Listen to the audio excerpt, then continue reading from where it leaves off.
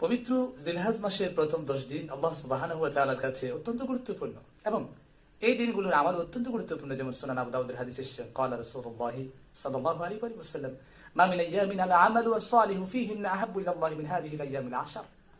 সারা বছরের মাঝে এই 10 দিনের চেয়ে উত্তম আর কোনো দিন নেই যে দিনের আমাল আল্লাহ সুবহানাহু ওয়া তাআলার কাছে সবচেয়ে বেশি প্রিয় হয়। সাহাবায়ে কেরাম রিদওয়ানুল্লাহি আলাইহিম আজমাইন প্রশ্ন ছুড়ে দিলেন, ওয়ালাল জিহাদু ফি সাবিলিল্লাহ ইয়া রাসূলুল্লাহ, অন্য দিনগুলির জিহাদও কি এতটা প্রিয় নয়? ক্বালা ওয়ালা আল জিহাদু ফি সাবিলিল্লাহ, না প্রিয় সাহাবী, অন্য দিনের জিহাদও এতটা প্রিয় নয়। তো রমাদানের শেষ দশক উত্তম নাকি জিলহজের প্রথম দশক, কোনটা?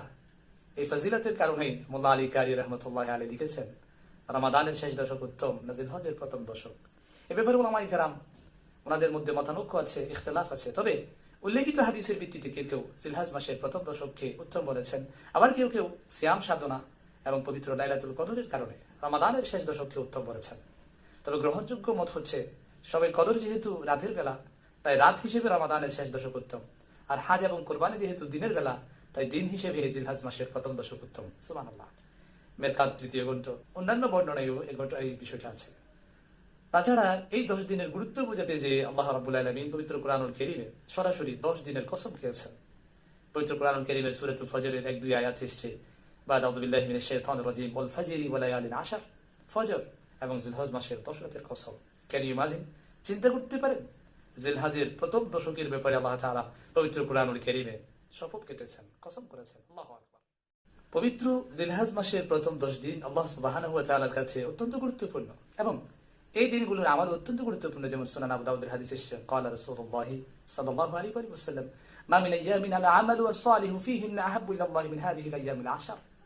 সারা বছরের মাঝে এই 10 দিনের চেয়ে উত্তম আর কোনো দিন নেই যে দিনের আমাল আল্লাহ সুবহানাহু ওয়া তাআলার কাছে সবচেয়ে বেশি প্রিয় হয়।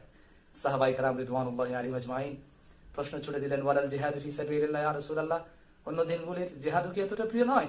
ক্বালা ওয়ালা আল জিহাদু ফি সাবিলিল্লাহ, না প্রিয় সাহাবী, অন্য দিনের জিহাদও এতটা প্রিয় নয়। তো রমাদানের শেষ দশক উত্তম নাকি জিলহজের প্রথম দশক, কোনটা? এই ফাজিলতের কারণেই মোল্লা আলী কারি রাহমাতুল্লাহি আলাইহি লিখেছেন, রমাদানের শেষ দশক উত্তম না জিলহজের প্রথম দশক। এ ব্যাপারে উলামায়ে কেরাম ওনাদের মধ্যে মতানৈক্য আছে, ইখতিলাফ আছে। তবে উল্লেখিত হাদিসের ভিত্তিতে কেউ কেউ জিলহজ মাসের প্রথম দশককে উত্তম বলেছেন, আবার কেউ কেউ সিয়াম সাধনা এবং পবিত্র লাইলাতুল কদরের কারণে রমাদানের শেষ দশককে উত্তম বলেছেন। তবে গ্রহণযোগ্য মত হচ্ছে, সবে কদর যেহেতু রাতের বেলা, তাই রাত হিসেবে রমাদানের শেষ দশক উত্তম, আর হাজ এবং কোরবানি যেহেতু দিনের বেলা, তাই দিন হিসেবে জিলহজ মাসের প্রথম দশক উত্তম। সুবহানাল্লাহ। মেরকাত তৃতীয় গ্রন্থ অন্যান্য বর্ণনায়ও এই বিষয়টা আছে।